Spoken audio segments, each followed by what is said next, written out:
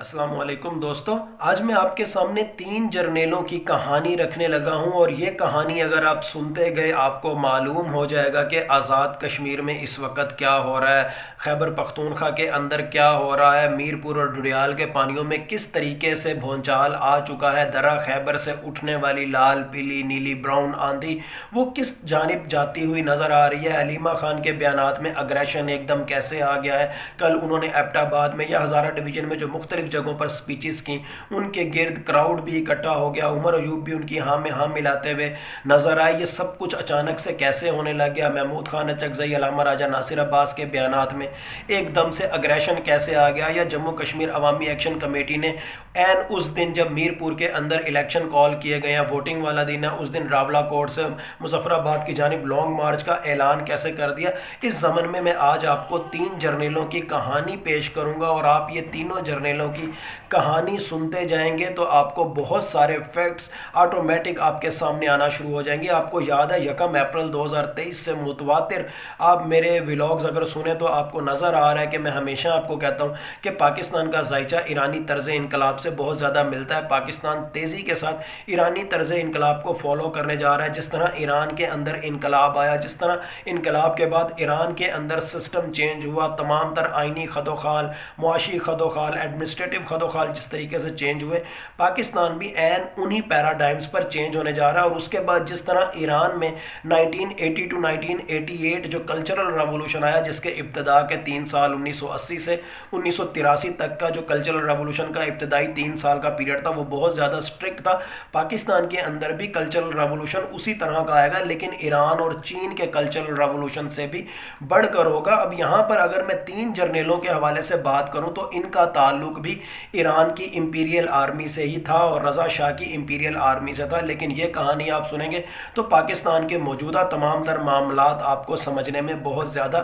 آسان ہو جائیں گے۔ سب سے پہلے اگر ہم بات کریں ملٹری سائنسز کے تمام تر سٹوڈنٹس، پولیٹیکل سائنس کے تمام تر سٹوڈنٹس، سوشل سائنسز کے تمام تر سٹوڈنٹس، یا اتھارٹیرینزم کا نظریہ پڑھنے والے تمام تر سٹوڈنٹس ایک نام سے بہت زیادہ واقف ہیں، اور وہ نام ہے جنرل فریدون اویسی کا۔ رضا شاہ کے دور میں یہ سخت گیر ملٹری کمانڈر تصور کیے جاتے تھے، آرمی چیف بھی رہے اور اپنی خون ریز پالیسیوں کی وجہ سے بہت زیادہ مشہور تھے۔ انسٹیٹیوشنل اتھارٹیرینزم کا نظریہ جہاں کہیں بھی پڑھایا جاتا ہے یونیورسٹیز میں، ویسٹ میں یا پاکستان کے اندر، وہاں پر جنرل فریدون اویسی کی اگزامپل دی جاتی ہے۔ طاقت کا بہت زیادہ شدت کے ساتھ استعمال کرنا وہ ان کی پرسنالٹی کا خاصہ تھا، اور جب اسلامک موومنٹ کی بنیاد رکھی ہوئی تھی ایران کے اندر، اسلامی انقلاب اپنے عروج پر تھا، کچھ مظاہرین نے یہ فیصلہ کیا کہ قم کے اندر حضرت فاطمہ معصومہ قم کے روضے کے باہر احتجاج کیا جائے۔ رضا شاہ کی جو ٹیکسز پر مبنی، ایک بے تحاشا ٹیکسز پر مبنی جو پالیسیز تھیں، جنہوں نے مہنگائی کا بازار گرم کیا ہوا تھا، اس کے ساتھ ساتھ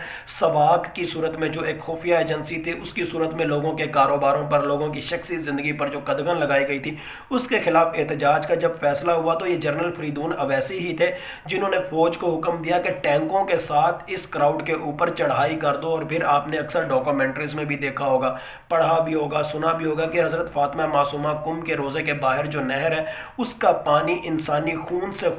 سرخ ہو گیا، اور یہی کراؤڈ جس کے اوپر ٹینک چڑھائے گئے، انہی کا خون پوری کی پوری نہر کو سرخ کر گیا۔ لیکن اس کے بعد جب انقلاب آیا، جب لوگوں کا سمندر باہر امڑ آیا اور فوج کے اندر سے ہی بغاوت شروع ہو گئی، ان کے سب آرڈینیٹس نے، ان کے ماتحت کمانڈروں نے جب ان کا ساتھ چھوڑ دیا اور عوامی رائے کے ساتھ چلنے کا فیصلہ کیا، تو یہ بالآخر مجبور ہو گئے، اور مجبوری کے عالم میں اپنی فیملی کے ساتھ ملک چھوڑنے پر مجبور ہو گئے۔ اس کے بعد 1984 میں پیرس میں ہی ان کو کسی نے قتل کر دیا، اور ایران کے اندر ان کی جتنی بھی جائیداد تھی وہ بھی تمام تر جائیداد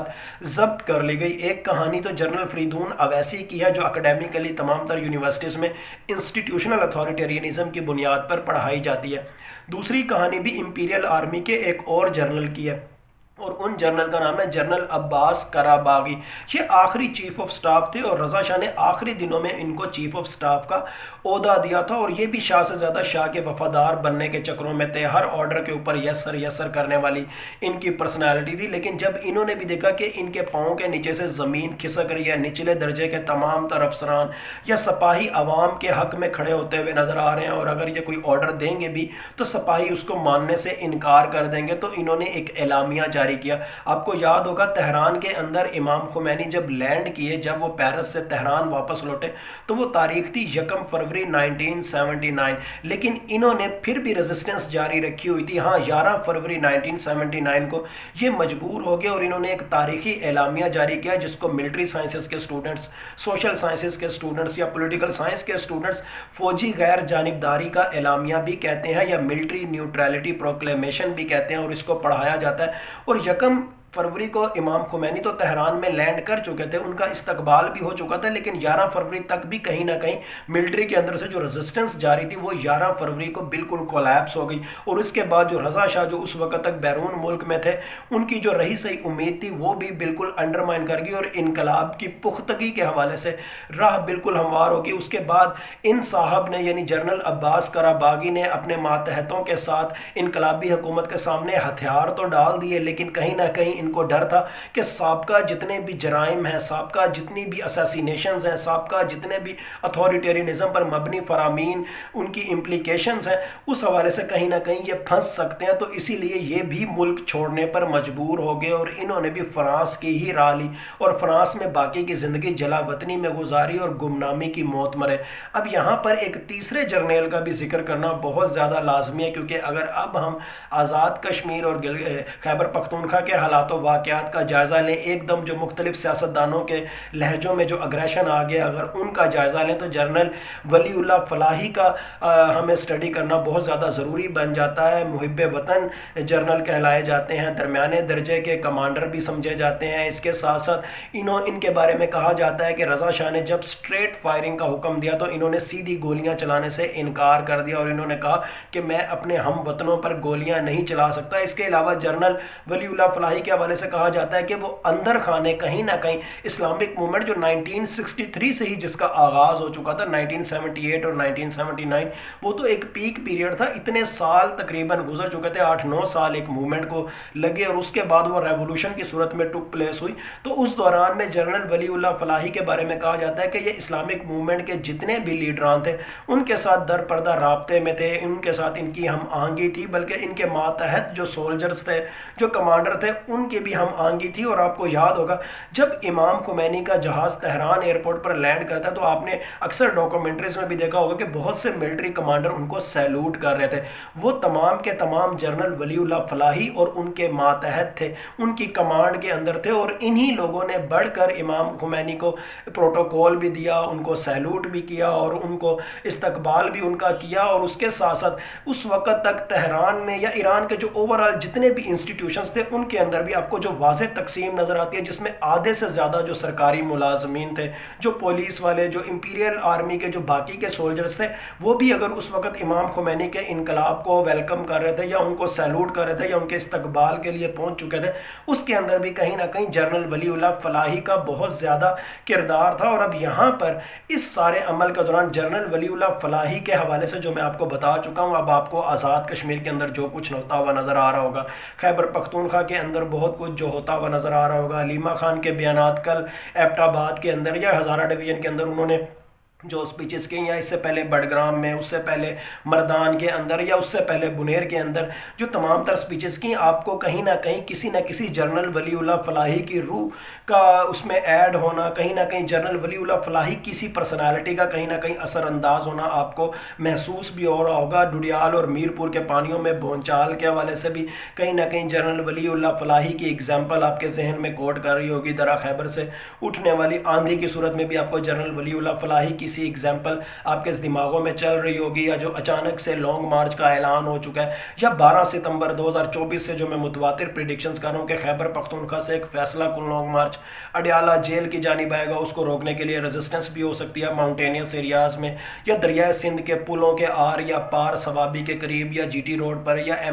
M1 کے اوپر کہیں بھی، یا اٹک کے اوپر، وہاں پر ریڈنس بھی ہو سکتی ہے، اور اس سے اس کراؤڈ کی صورت میں، اس لانگ مارچ کی صورت میں اڈیالہ جیل کی دیوار بھی گر सकती है। اور پھر عمران خان کا استقبال جب ہوگا، جب وہ زمان پارک کی جانب موو کریں گے، جہاں جہاں راستے میں ریزسٹنس ہونے کا خطرہ ہے وہاں سے الٹا گل پاشی ہوگی، تو اس گل پاشی کے دوران، اس استقبال کے دوران، اس لانگ مارچ کے دوران بھی کہیں نہ کہیں آپ کو جنرل ولی اللہ فلاحی کی سی خصوصیات آپ کو دائیں بائیں آگے پیچھے محسوس ہو سکتی ہیں۔ آپ کو یاد ہوگا 1 اپریل 2023 سے میں متواتر پریڈکشنز کر رہا ہوں کہ عمران خان کا استقبال امام خمینی کے استقبال سے بھی بڑھ کر ہوگا، اور اس کے بعد پہلے تو ڈنڈے کے زور پر کچھ اصلاحات ہوں گی، لیکن اس دوران میں جو کلچرل ریولوشن کی ابتدا ہوگی جس میں عمران خان کی مشاورت بھی ہوگی، اور کچھ فیز اس کا الیکشن سے پہلے کا ہوگا، باقی کا فیز الیکشن کے بعد کا ہوگا، لیکن اس کلچرل ریولوشن کے دوران جو سزائیں دی جائیں گی اس میں لوگ ایران اور چائنا کے کلچرل ریولوشن کو بھول جائیں گے۔ اور میں یہ بھی پریڈکشنز کر چکا ہوں کہ ایک نیا عدالتی قلم وجود میں آئے گا، اور ابراہیم رئیسی جو ایرانی انقلاب کے دوران وہ کوئک جوڈیشل ٹریبیونلز کے وہ ہیڈ بنائے گئے تھے، ان کو کہا جاتا ہے بچر آف تہران، کیونکہ ان کے قلم سے 5000 کے قریب لوگوں کو سزائے موت کے آرڈر ہوئے تھے، پھانسی کے آرڈر ہوئے تھے۔ پاکستان کے اندر بچر آف تہران کی ٹرم بھی کسی کو ملنے والی ہے، یہاں پر بھی کوئک جوڈیشل ٹریبیونلز بننے والے ہیں، اور یہاں 20 سے 25 ہزار لوگوں کو سزائے موت یا عمر قید یا اس قسم کے جو ایلیمنٹس نظر آتے ہیں۔ اس حوالے سے ہم ایک عرصے سے پریڈکشنز کر رہے ہیں، اور یہاں پر بھی آپ کو کہیں نہ کہیں جنرل ولی اللہ فلاحی کی سی روح یا ان کی روح آپ کہہ لیں پاکستان کے پولیٹیکل سسٹم پر حاوی ہونے والی ہے۔ لیکن کیونکہ ہمارے ہاں ایرانی معاشرے سے اگزامپلز نہیں لی جاتی، تو ہم دوسرے لفظوں میں ہم یہ کہہ سکتے ہیں کہ کہیں نہ کہیں جنرل وحید کاکڑ کی طرح کا فارمولا سب کو گھروں کو بیچنے والا، یا جنرل ڈیگال کی طرح کی آئینی اصلاحات، یا پرویز مشرف کا سا ماڈل پہلے ان کے استعفے والا کہ انہوں نے استعفیٰ کیوں دیا، کیا وجوہات تھیں، کیا فیکٹر تھے، اور بعد میں ان کی اصلاحات والا کہ کیسے ڈیولوشن پلان، 17th امینڈمنٹ اور لوکل گورنمنٹ سسٹم انہوں نے پاکستان کے اندر امپلیمنٹ کیا، یا پھر جنرل مارشل ٹیٹو کی طرح کی سینٹرلائزیشن جو کہ جس نے یوگوسلاویا کو بہت زیادہ پاورفل کنٹری بنایا ہوا تھا، لیکن دوسری جانب پاکستان کے اندر 18ویں ترمیم کی صورت میں لوز فیڈرلزم، یا آپ کہہ لیں پاکستان کو پوسٹ مارشل ٹیٹو یوگوسلاویا بنانے کی جو سازش تھی وہ ایک طرح سے جو بے نقاب ہو چکی ہے، اس حوالے سے بھی آپ کو تمام تر پالیسیز انڈرمائن ہوتی ہوئی دکھائی دیں گی۔ اور پھر اس کے ساتھ ساتھ ابراہیم رئیسی کے حوالے سے جہاں بات کریں تو آپ یہ دیکھیں کہ ابراہیم رئیسی کا پی ایچ ڈی کا تھیسس اسلامی جورسپروڈنس کے اوپر تھا، لیکن ان کی اسپیشلائزیشن رزسٹیو اکانومی پہ تھی، اور انہی کی پرسنالٹی کا یہ خاصہ تھا کہ ایران کے اندر سے رزسٹیو اکنامکس کا subject as an academic discipline کے طور پر سامنے آیا، اور اس کے بعد یہ سبجیکٹ فلسطین کی جانب موو ہوا، اور اللہ کا شکر ہے کہ پاکستان کے اندر بھی میں نے رزسٹیو اکنامکس کے اندر اپنی اسپیشلائزیشن کی، اپنی بکس بھی رزسٹیو اکانومی کے کانٹیکس کے اندر لکھی، اور یہی چیز آپ کو آنے والے دنوں میں پاکستان کے اندر بھی امپلیمنٹ ہوتی ہوئی نظر آئے گی۔ پاکستان کا تمام تر اکنامک ماڈل رزسٹیو اکانومی کے اوپر بیس کرتا ہوا نظر آئے گا۔ اب آج کے دن کے حوالے سے اگر ہم پریڈکشنز کریں تو آج کے وقتی مزاج کے اکارڈنگ 1 to 9 = 12، اگر اس کے اکارڈنگ پاکستان کس نہج پر جا رہا ہے، پاکستان کی اسٹیٹ سائیکالوجی کس نہج پر جا رہی ہے، تو 12 کا نمبر نیومرولوجیکل جیومنسی کے اندر فائنل آؤٹ کم کو ہائی لائٹ کرتا ہے۔ اس کے اکارڈنگ جو کچھ ہزارہ ڈویژن میں یا ایبٹ آباد کے اندر ہمیں کل دیکھنے کو ملا، ہمیں واضح طور پر پتہ چل رہا ہے کہ اب آر یا پار کا بیانیہ بنا لیا گیا ہے۔ اب کسی نہ کسی جنرل ولی اللہ فلاحی نے یا جنرل ولی اللہ فلاحی کسی مائنڈ سیٹ رکھنے والے جو کچھ لوگ ہیں انہوں نے فیصلہ کر لیا کہ اب کوئی سمجھوتا نہیں، اب کوئی مصلحت پسندی نہیں، اب سمجھوتوں کا بیانیہ بالکل ختم ہو گیا۔ اب ایران کے اندر بھی